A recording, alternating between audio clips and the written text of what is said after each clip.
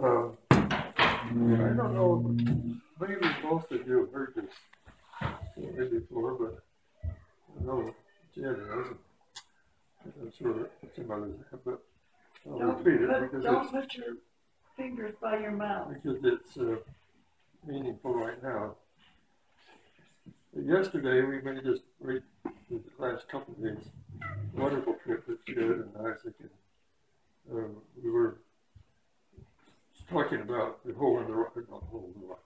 We were part of the exploration, and then we took this group over the route, over the mountains. It's so difficult that we almost lost our lives there. But anyway, on the way home, we stopped for gas and a quick break at Scipio. And when I say Scipio, you all have heard this story. Yeah, did you see my van there? Is it still there? Your van was there? Yeah. Anyway, when I was the new reporter of the Deseret News, one of my first assignments was to go down to Scipio and interview a couple that was celebrating their 75th anniversary. And it was a nice farm company, this farmer and his wife, and very common people, very nice people. By the way, I really just said down to the people we talked to in Centralville, what you're just a neat, common people who love their place that they live, they love where they are, and they love their heritage, and they're really seeking after that. So anyway, this kind of people, and so we interviewed him, and I asked him that usual question: to what do you attribute your long life? And he said, well, I remember him so clearly. He said, when we were first married, I decided that anytime we had a fuss, that I would go for a long walk and cool off, so that everything would be settled by the time we got back. He said, consequently, I had a great deal of fresh air and exercise. I thought was a classic answer, and President Hinckley's used that in the coffee talk since then, and others have. But anyway, that kind of leads me to what I want to say, that there are many ways, many things that we attribute our long life and happiness to, and part of it is the total trust that we have in each other. I think this is important for you to really think about, that being able to feel that you have total confidence and trust in your companion. And there are others, many other things. Donna has been my best friend as well as my lovely companion and wife. And that leads me to the other thing, that fresh air and exercise.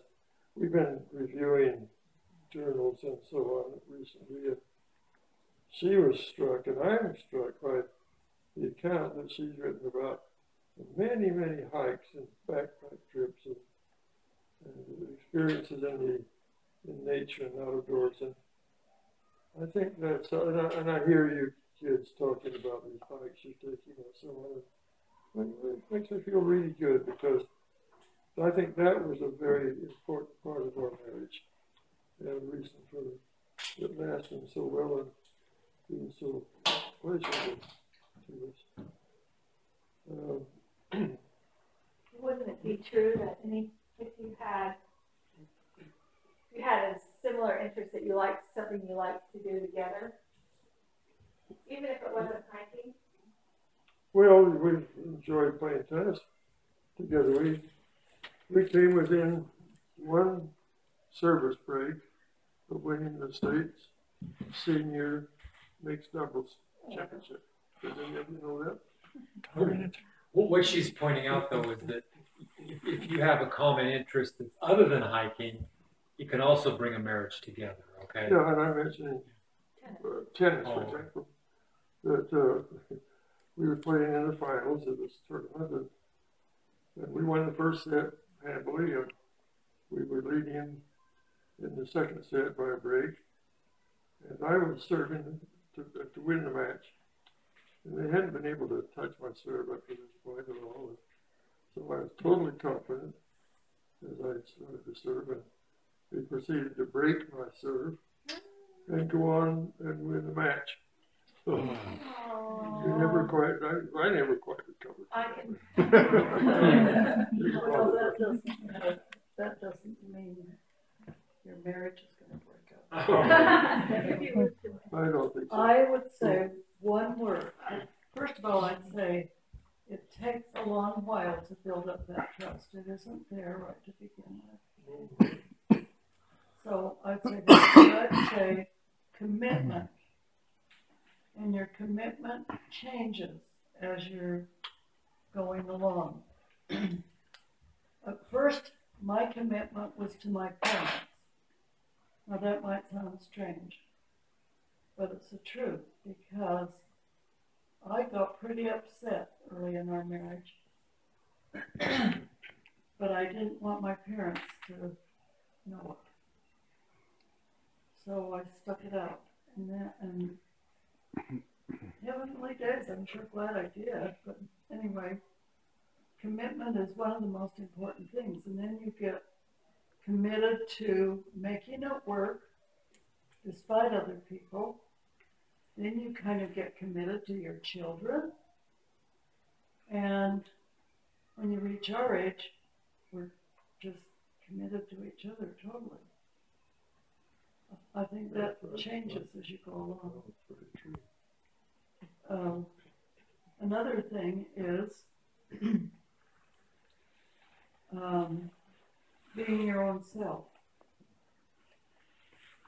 I think it's very important for couples to be interested in what and very supportive of what each other's doing, but I think each one has to be an individual. Yeah, Carly Chabron. You're not trying to be exactly the way that person wants you to be, because you're yourself. Yeah, he wrote that there must be separation in your togetherness. You had to have a chance to. You need space. Hmm? You need space. Yeah. And that's important. It's important to always have something interesting to do. So not depending on the other person to keep you happy.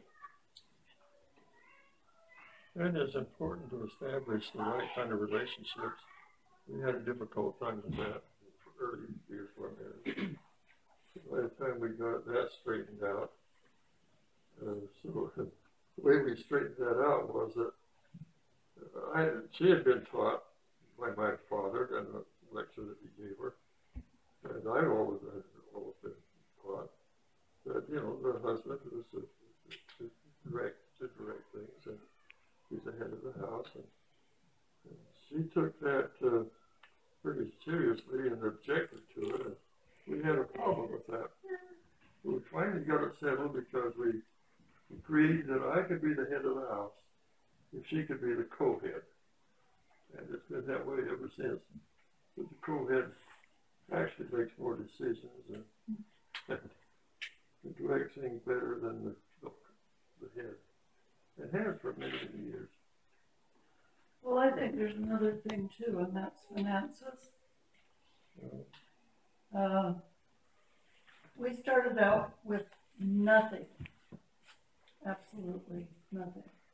A borrowed car to go to Texas with.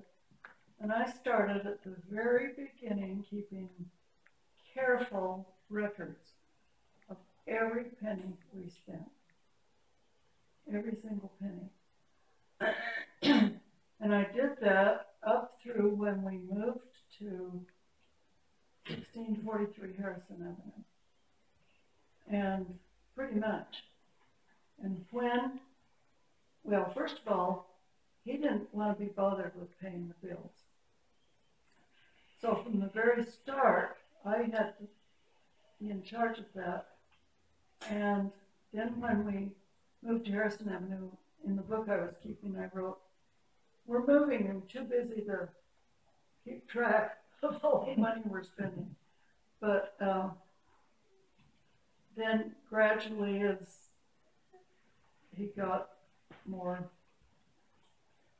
money, and we were able to, we saved, first of all, we paid our tithing. Second of all, we saved a certain amount every month. And we've done that our whole life. And consequently, we've never had any financial problems. And Donna's been such a good manager, and I don't know if you all know this, but you should know that all these wonderful reunions we've had, taking the whole crowd to Hawaii, taking people all the way to Grand Canyon, and the Sequoia, and other things, those, you know, they all cost quite a bit of money, and that all came out of her household budget, what she had saved out of her household funds. Our system was to, I just turned the check over to her, paycheck, and then she would give me An allowance. Yeah, he still has an allowance. We each have a bank account. We're both on both bank accounts, but my name's on my checks and his name's on his checks. We can use each other's, but we never would. So that's been and nobody ever taught us that, except that I grew up in a household where nothing, as far as I know, in my whole lifetime was charged. My dad paid cash for everything, and he started out with nothing. We're having a conversation about what makes a marriage good, and Kristen and Ed had some advice that they were giving us from a conference they went to, or someone went to a conference, but the topic was really around sort of our conflict resolution style, like how you resolve conflict. Would you guys like to talk about your conflict resolution Besides style? going for a walk and getting fresh air and Right. exercise. Well, basically, that's seriously true.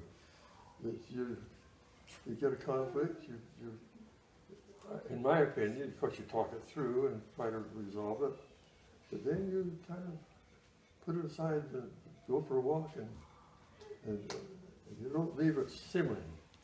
You get it solved and forget it. Is basically what I'd say. We've done that. I do have to say I'm very honest. There were a lot of times that I wished he had said he was sorry, but he didn't. So I just had to figure that he was, even though I didn't say so. Were you, Dad? Were you sorry? Well, there were a few times I did, of course. It sounded as though I As never he's did. got older, he's able to say it better than he did when he was younger. He took his father's blessing very literally, and I had grown up in a house where, of course, my father was not a member of the church, but and my mother was a very strong personality, but they always made decisions together. And if she did not agree with what he wanted to do, as far as I know, he didn't do it. They decided together. So I was used to being in that kind of an environment where she spoke out very strongly. I can remember one time he wanted to buy a new car. He loved cars. And she just said she didn't think we needed a new car. So we didn't get a new car. And I'm sure there were things I didn't know, you know. They argued sometimes quite a bit. That used to worry me when I went away to college. But anyway, It's been it's an amazing thing. You get married and every day is important, but you don't think you're gonna be around in your 90s. I never thought I'd be around in my 90s till I had a sister who lived to 100, and then I thought, well, maybe I will be. Children are such miracles. You know that. And then each generation is an extra added layer. And you're all so individual. You know, that's an interesting thought. As the generations come and go, and you've all seen how one of your grandmothers or mothers, great-grandmother's great assets and great qualities is her generosity and her energy and her commitment to bring the family together and build that spirit of love. And that, Will, I think, has been part of the foundation of our marriage. The more we do that, the more solid the marriage gets. And so that's something you might want to think about as your family goes. Well, each one you have such wonderful memories of, and I think one of the most wonderful things about our children is that they are all so individual. They're all so smart, but there's not one that's like any other one. They have similar talents, but you know, you just look at them. Here, Kristen, Tom has composed music, and it's wonderful. And Kristen composes music, but they're so different. It's so great. Are there any other questions? We've answered all your questions. What's your, It's hard. You have to persevere. It isn't easy. if you could point to one magical moment in your marriage, what would it be? And one dismal moment? Well, I can think of the difficult moment, but it wasn't our marriage. It was David. I remember when I came home from St. Louis and met Bill at the airport and told him that when I'd left, David was so swollen and that I hadn't known how to pray until then, and then I knew how to pray. And we just sat there in the airport and wept together. It was a very painful experience, but a wonderful experience. You share painful experiences together. You get through them because you're together.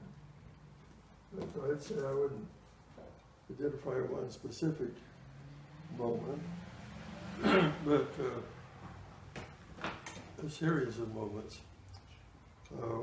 Some of you know our Temple marriage was pretty difficult. We had driven 2 days and a night, or a day and 2 nights. And anyway, all the way from Texas to Salt Lake without stopping, basically.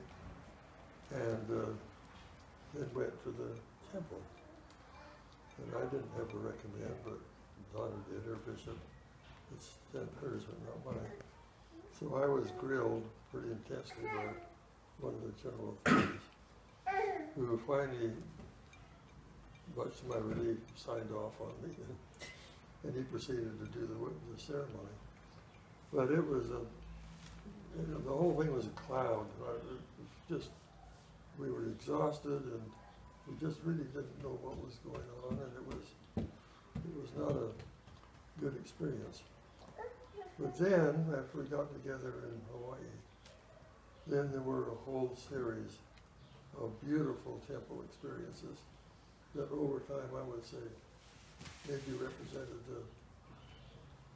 maybe the most magical moments of our life, marriage life. My happiest moments are always when he's at one end of the table and I'm at the other and our family's there. And dinner's finished. Yeah, When everybody's there, yeah. I love that. Many happy times for that. As I wrote those up, and I realized every one of those involved great effort on part of your mother and grandmother. And to lose track of that, but those many times we pulled out that table and it was completely surrounded by people we loved. Every time involved great effort. Yeah, he has to get down on his knees and lift it up Oh, and push it out. I'm thinking about my effort, I'm thinking about your effort.